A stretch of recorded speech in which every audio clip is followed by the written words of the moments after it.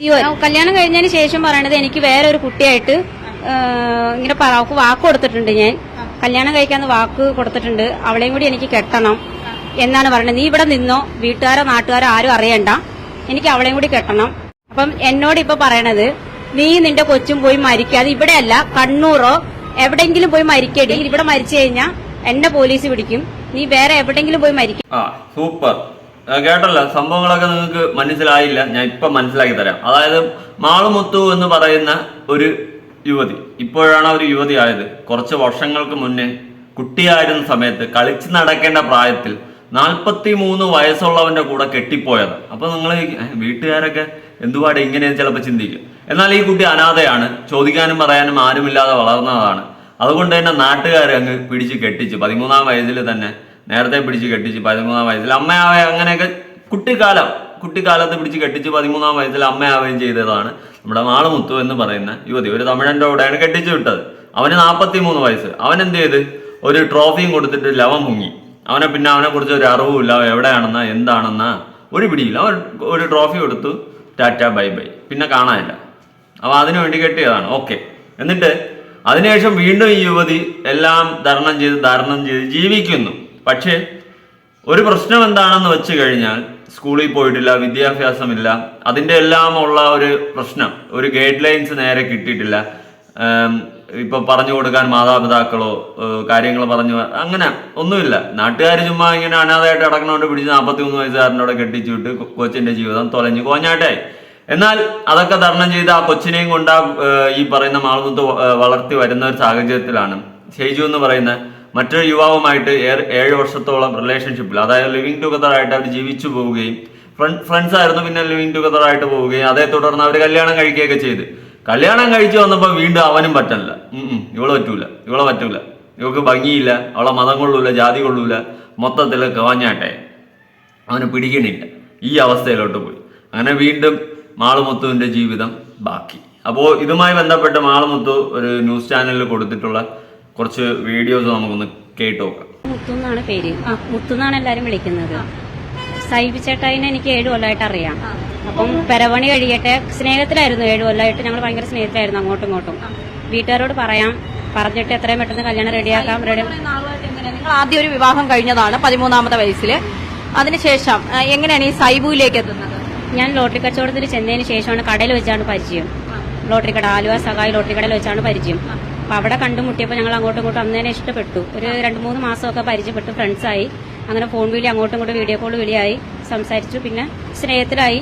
വീട്ടിൽ പറയാം, ചേട്ടന്റെ കല്യാണം കഴിഞ്ഞിട്ട് ഞാൻ വീട്ടിൽ പറയാമെന്ന് പറഞ്ഞു എന്റെ അടുത്ത്. പിന്നെ സൈബുവിന്റെ ചേട്ടന്റെ കല്യാണം 36 വയസ്സായി. ചേട്ടൻ ഇതുവരെ കെട്ടിയിട്ടില്ല. കല്യാണത്തിന് ശേഷം നമ്മുടെ കാര്യം വീട്ടിൽ ഞാൻ പറയാം, അതുവരെ വെയിറ്റ് ചെയ്യാം. നല്ലൊരു കല്യാണാലോചന ഒക്കെ വന്നപ്പോഴും കെട്ടണ്ട, ഞാനുണ്ട്, നിനക്ക് ആരോരും ഇല്ലല്ലോ, നിന്നെ അങ്ങനെ വിട്ടേച്ചൊന്നും പോകാൻ പറ്റത്തില്ല, എനിക്ക് നിന്നെ വേണമെന്നും പറഞ്ഞാണ് കൂടെ നിന്നത് ഇത്ര വർഷമായിട്ടും. അപ്പോൾ പെരവണിയും കഴിഞ്ഞു, ചേട്ടന്റെ കല്യാണവും കഴിഞ്ഞു. ചേട്ടനിക്ക് ഒരു കുട്ടിയുണ്ട്. കൂടെ രാത്രി ഫുള്ളും കിടക്കൂല. 8 മണിയാകുമ്പോൾ കട കൂട്ടിപ്പോവും. ലോട്ടറി കടയുണ്ട് എനിക്കിവിടെ, ഗ്യാരേജിന്റെ അടുത്ത് ലോട്ടറി കടയുണ്ട്. അപ്പം ഈ കടയിൽ വരുന്നു 8 മണിയാകുമ്പോൾ ജിമ്മ് കഴിഞ്ഞിട്ട് ഇവിടെ വരും. വന്നിട്ട് പുള്ളി 8-9 മണിയൊക്കെ നമ്മൾ കട കൂട്ടി വീട്ടിലേക്ക് പോകും. വീട്ടിലേക്ക് പോയിട്ട് 10-11 വരെ എന്റെ കൂടെ ഉണ്ടാവും. അത് കഴിഞ്ഞിട്ടാണ് ആലുവയിൽ റൂമുണ്ട്, അവിടെ പോകും. എല്ലാ ദിവസവും 7 കൊല്ലമായിട്ട് ഞങ്ങൾ ഭാര്യ ഭർത്താവായിട്ടാണ് ജീവിക്കുന്നത്. എന്നോട് പറഞ്ഞ പഴയതുപോലെ പോവാം, ഭാര്യ ഭർത്താവായിട്ട് വേണ്ട. കെട്ടിയതിന് ശേഷമാണ് പറയണത്, കല്യാണം കഴിച്ചതിന് ശേഷമാണ് പറയണത് നമുക്ക് പഴയതുപോലെ പോവാം, ഭാര്യ ഭർത്താവായിട്ട് വേണ്ട, എനിക്ക് അങ്ങനെ അംഗീകരിക്കാൻ പറ്റുന്നില്ല, നിനക്ക് പൊക്കമില്ല, നിനക്ക് വണ്ണമില്ല, അത് മാത്രമല്ല നീ എന്റെ ജാതിയോ. കല്യാണം കഴിഞ്ഞതിന് ശേഷം പറയണത് എനിക്ക് വേറെ ഒരു കുട്ടിയായിട്ട് ഇങ്ങനെ വാക്ക് കൊടുത്തിട്ടുണ്ട്. ഞാൻ കല്യാണം കഴിക്കാന്ന് വാക്ക് കൊടുത്തിട്ടുണ്ട്, അവളെയും കൂടി എനിക്ക് കെട്ടണം എന്നാണ് പറയുന്നത്. നീ ഇവിടെ നിന്നോ, വീട്ടുകാരോ നാട്ടുകാരോ ആരും അറിയണ്ട, എനിക്ക് അവളെയും. ആളുകൾക്ക് ഓന്റെ സെറ്റപ്പ് മനസ്സിലായല്ലോ. മറ്റേ പരിപാടിക്ക് മാത്രം യൂസ് ചെയ്യാനുള്ള ഒരു പൊണ്ടാട്ടിയായിട്ടാണ് ഈ പറയുന്ന മാളുമുത്തുവിനെ ഈ പറയുന്ന സൈബു കണ്ടുവച്ചിരിക്കുന്നത്. ഇത് സൈബു 2ാമത് വന്ന റിലേഷൻഷിപ്പാണ് കേട്ടോ. ആദ്യം ഒരു കിളവനോട് കെട്ടി, ആ കിളവൻ ഇട്ടിട്ട് പോയി. ഒരു കൊച്ചിനെ ട്രോഫി കൊടുത്തിട്ട് അവൻ ഇട്ടിട്ട് പോയി. അവൻ പോയി. ഇനിയിപ്പോൾ പറഞ്ഞിട്ട് കാര്യമില്ല. അറിവില്ലാത്ത പ്രായത്തിൽ നാട്ടുകാർ നാറുകളെല്ലാം കൂടി ചേർന്ന് ആ കൊച്ചിനെ കെട്ടി ജീവിതം അവിടെയും തൊലച്ച് 2ാമത് ഈ കൊച്ചായിട്ട് സെലക്ട് ചെയ്ത ഒരുത്തനായിട്ട് ലിവിങ് ടുഗദർ റിലേഷൻഷിപ്പിൽ പോവുകയും അതേ തുടർന്ന് ഓന് മറ്റേ വച്ചടി സെറ്റപ്പ് മാത്രമാണ് ഓന് ഉദ്ദേശിച്ചായിരുന്നു. അതുകൊണ്ട് ഓന് വേറെ റിലേഷൻഷിപ്പും കാര്യങ്ങളൊക്കെ ഉള്ളതുകൊണ്ട് ഇവളെ സൈഡിൽ കൂടി വെച്ച് അവന് വരുമ്പോൾ ഒരു എന്റർടൈൻമെന്റിന് കയറി ഇറങ്ങാനുള്ള ഒരു സെറ്റപ്പ് ആക്കി ഉദ്ദേശിച്ചാണ് ഓൻ മനസ്സിൽ കരുതി വെച്ചിരുന്നത്. എന്തായാലും കൊള്ളാടാ മക്കളെ, നിങ്ങളൊക്കെയാണ് ഈ നാടിന് ശാപവും നാട്ടുകാർക്ക് ചീത്തപ്പേരും. നീയൊക്കെയാണ് ഓരോ പെണ്ണും പിള്ളേർക്ക് ചീത്തപ്പേര് മേടിച്ചു കൊടുക്കുന്നത്. അവന് വരുമ്പോൾ വന്നു പോകുമ്പോൾ ഒരു എന്റർടൈൻമെന്റിന്, അവന് വേറെ കല്യാണം കഴിക്കാൻ വേറെ റിലേഷൻ ഉണ്ട്. അല്ല ഇവക്ക് പൊക്കം കുറഞ്ഞു ജാതി നിറം വർഗം എന്നൊക്കെ പറഞ്ഞുകൊണ്ട് വേർതിരിക്കുകയും അവന് കെട്ടാൻ വേറെ സെറ്റപ്പും ഇവന് വന്ന് ഊതിയിട്ട് പോവാൻ ഈ പറയുന്ന മാളുമുത്തുവിനെ അവൻ വയ്ക്കാനുള്ള സെറ്റപ്പിലാണ് അവൻ നോക്കിയത്. എന്തായാലും ബാക്കിയേക്കാം. ജീവിതം ഈ 13-ാമത്തെ വയസ്സിൽ വിവാഹം എന്നൊക്കെ പറയുമ്പോ എന്തായിരുന്നു നിങ്ങളുടെ ഒരു ജീവിതം എങ്ങനെയായിരുന്നു? അതെനിക്ക് ഓർമ്മയില്ലാത്തൊരു അച്ഛനും അമ്മയും ഇല്ലാത്ത കാരണം നാട്ടുകാർ പറഞ്ഞു നിനക്ക് ആരുമില്ല, പ്രായപൂർത്തി ആയപ്പോ അവര് കെട്ടിച്ചു കൊടുത്തു. പുള്ളി 18 പ്രായപൂർത്തി ആകുന്നപ്പം മറ്റേ ഇത് കെട്ടിച്ചു കൊടുത്തു. അപ്പൊ അതില് ഒരു 2-3 മാസം ഞങ്ങള് താമസിച്ചുള്ളൂ. തമിഴ്നാട്ടിലുള്ളൊരു ചേട്ടനിക്കായിരുന്നു. പുള്ളി എനിക്കപ്പം 13 വയസ്സും പുള്ളിക്ക് എന്നെ ആദ്യം കെട്ടിയ ആൾക്ക് 43 വയസ്സും ഉണ്ടായി. അങ്ങനെയായിരുന്നു കല്യാണം.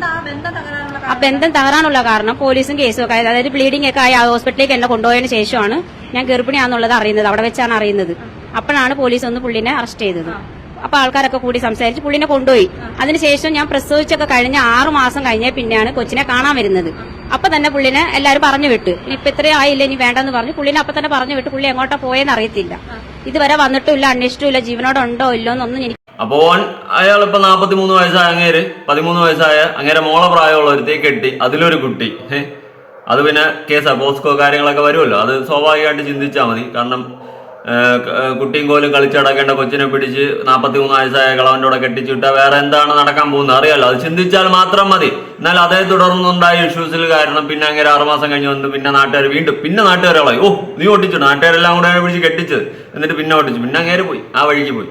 അങ്ങേരെ ഒരു തരത്തിൽ നോക്കിക്കഴിഞ്ഞാൽ അങ്ങേരെ കെട്ടിച്ചു കൊടുത്തു, അങ്ങേര് കെട്ടി വന്നു. പക്ഷേ വേറൊരു തരത്തിൽ ചിന്തിച്ചു കഴിഞ്ഞാൽ എടാ മോളുടെ പ്രായമുള്ള ഒരു കൊച്ചിനെ നിനക്ക് എങ്ങനെ കെട്ടിയിട്ട് നിന്റെ കൂടെ തോന്നി? അതെനിക്ക് അറിയില്ല കേട്ടാ, അതെനിക്ക് അറിയില്ല. നിനക്ക് ആ കൊച്ചിനെ കണ്ടിട്ട് 13 വയസ്സായ ഒരു കുട്ടിയെ കണ്ടിട്ട് നിനക്ക് കൊഞ്ചിക്കാൻ തോന്നിയോ, നിന്റെ ഭാര്യയായിട്ട് നിനക്ക് സങ്കല്പിക്കാൻ തോന്നി? എനിക്കത് ആലോചിച്ചിട്ട് പിടിയിട്ടില്ല. എന്താണ് ഇങ്ങനെ, എന്തുകൊണ്ടാണ് ഇങ്ങനെ, എനിക്കൊരു പിടിയും കിട്ടുന്നില്ല കേട്ടോ. അത് ഭയങ്കര ബോറ് പരിപാടിയാണ്. ഭയങ്കര ബോറ് പരിപാടിയെന്ന് വെച്ച് കഴിഞ്ഞാൽ മോളെ പ്രായമുള്ള ഒരു കൊച്ചിനെയൊക്കെ നിനക്ക് ഇങ്ങനെ കാണാൻ പറ്റില്ലല്ലോ എന്ന് ആലോചിക്കുമ്പോൾ എനിക്ക് പുജ്ഞാൻ തോന്നുകയാണ്. പുജ്ഞാൻ മനസ്സിലായ? നിനക്കൊരു 13 വയസ്സായ കൊച്ച്, 43 വയസ്സായ നിനക്ക് 13 വയസ്സായ ഒരു കൊച്ചിനെ കണ്ടിട്ട് കൊഞ്ചിക്കാൻ തോന്നിയില്ല, പകരം കൂടെ ഓക്കെ ഫൈൻ ബാക്കിയേക്കാം. അപ്പം എന്നോട് ഇപ്പൊ പറയണത് നീ നിന്റെ കൊച്ചും പോയി മരിക്കാതെ ഇവിടെയല്ല കണ്ണൂറോ എവിടെയെങ്കിലും പോയി മരിക്കടി, എന്റെ ഷർട്ടും കാര്യങ്ങളൊന്നും നീ കൊണ്ടുപോകരുത്, അല്ലാണ്ട് എവിടെയെങ്കിലും ഇവിടെ മരിച്ചു കഴിഞ്ഞാൽ എന്നെ പോലീസ് പിടിക്കും, നീ വേറെ എവിടെയെങ്കിലും പോയി മരിക്കാനാ. ഇത് നമ്മുടെ പുതിയ മുത്തുമണി സൈബുല്ല, അവൻ പറയുന്നതാ. നീ എവിടെയെങ്കിലും പോയി തീരും, അതാണ് നല്ലത്. ഇവിടെ ഒന്നുമല്ല, കണ്ണൂരാ മറ്റേ അങ്ങ് എവിടെയെങ്കിലും പോയി തീരും, നമുക്ക് ചീത്തപ്പേരുണ്ടാക്കില്ല. നമ്മുടെ പുതിയ മുത്തുമണി 2ാമത്തെ 7 വർഷം ലിവിങ് ടുഗദർ ആയിട്ട് നിന്നിട്ട് അവസാനം കല്യാണം കഴിച്ചിട്ട് അവൾക്ക് പൊക്കമൊന്നും ഇല്ല, നീളമില്ല, വണ്ണമില്ല എന്ന് പറഞ്ഞുകൊണ്ട് വേറെ കെട്ടാൻ പോയി. എന്നിട്ട് ഇവളെ സൈഡിൽ കൂടി വെച്ചിരിക്കാമെന്ന് പറഞ്ഞ നമ്മുടെ സൈബു മുത്തുമണി സൂപ്പറാണ്. നീ ആരടാ? ചെറുക്കെട്ട് പരിപാടികളാണല്ലോ നീ കാണിക്കുന്നത്. നീ ആരെന്നാണ് നിന്റെ വിചാരം? ഇനി ഈ പറയുന്ന കുട്ടിയെ കുറിച്ച് നമ്മുടെ അവിടുത്തെ സാമൂഹിക പ്രവർത്തകരായ ആൾക്കാർ പറയുന്നു കേട്ടു.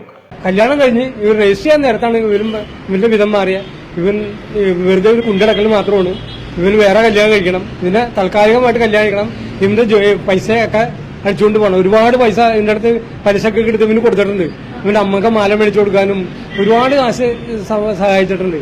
അപ്പൊ ഇവരുടെ പൈസ കംപ്ലീറ്റ് അവനോട് കൊണ്ടുപോയിക്കൊണ്ടിരിക്കണം. റെയിൽവേ ട്രാക്കിൽ കയറി ഇവൻ പറ്റിച്ചതിന്റെ പുറത്ത് റെയിൽവേ ട്രാക്കിൽ കയറി മരണപ്പെടാനായിട്ട് പോയൊരു കുട്ടിയാണ്, ഒരു പോലീസുകാരനാണ്. അപ്പൊ സൈഡായിട്ട് ഈ കൊച്ചിനെ വെച്ചോണ്ടിരിക്കുക മാത്രമല്ല അവന്റെ ഉദ്ദേശം, അവന് പൈസ തട്ടിപ്പും ബാക്കി എല്ലാ പരിപാടിയും ഉണ്ട്. അപ്പം ഓൾറൗണ്ടർ ആണ് നമ്മുടെ സൈബു മുത്തുമണി അല്ലേ.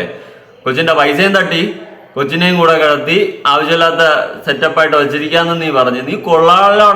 നീ കൊള്ളാലോടി പെണ്ണെ എന്ന് നമ്മുടെ വാസുവണ്ണൻ പറഞ്ഞതുപോലെ നീ കൊള്ളാലോടാ സൈബു അണ്ണ എന്ന് തന്നെ പറയാനുള്ള.